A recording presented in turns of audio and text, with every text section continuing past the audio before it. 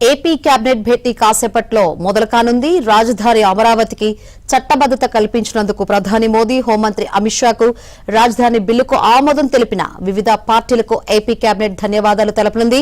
బిల్లుపై సంతకం చేసి చట్టబద్దత కల్పించి గెజిట్ ను విడుదల చేసిన రాష్ట్రపతికి కేబినెట్ ప్రత్యేకంగా కృతజ్ఞతలు తెలపనుంది. 16వ ఎస్ఐపిబిలో ఆమోదించిన 31 ప్రాజెక్టులకు సంబంధించి 39,436 కోట్ల పెట్టుబడులకు మంత్రివర్గం ఆమోదం తెలపనుంది. రాజధాని అమరావతి నిర్మాణంపై చర్చతో పాటు పలు సంస్థలకు భూ కేటాయింపులకు కేబినెట్ ఆమోదం తెలపనుంది. ఎజెండా అంశాలకు మంత్రిమండలి ఆమోదం తెలపనుంది. అమరావతిలో క్వాంటమ్ వ్యాలీలో పలు సంస్థల ఏర్పాటుకు కేబినెట్ ఆమోదం తెలపనుంది.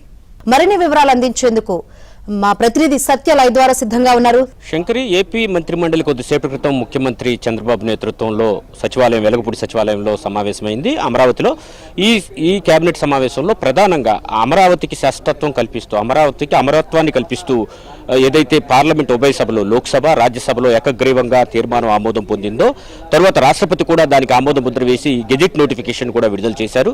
దీన్ని పురస్కరించుకుని అటు ప్రధాని నరేంద్ర మోడీకి, అదేవిధంగా హోంమంత్రి అమిత్ షాకు ఈ బిల్లు పాస్ అవడానికి విశేషంగా కృషి చేసిన వారిద్దరు కూడా ప్రత్యేకంగా ధన్యవాదాలు తెలియజేయడంతో పాటు ఉభయ సభల్లో కూడా మద్దతిచ్చిన వివిధ రాజకీయ పార్టీల ప్రతినిధులు ఎవరైతే ఉన్నారో వారందరికీ కూడా ధన్యవాదాలు తెలుపుతారు.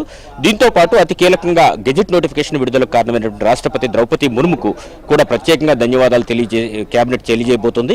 ముఖ్యంగా అమరావతి ఉద్యమం అంటే మహిళల ద్వారా నిర్మితమైనటువంటి ఉద్యమం. అలాంటి ఉద్యమానికి అమరావతికి ఆ శాశ్వతత్వాన్ని, అమరత్వాన్ని కల్పించే బిల్లుపై ఆమోద ముద్ర వేసే సంతకం కూడా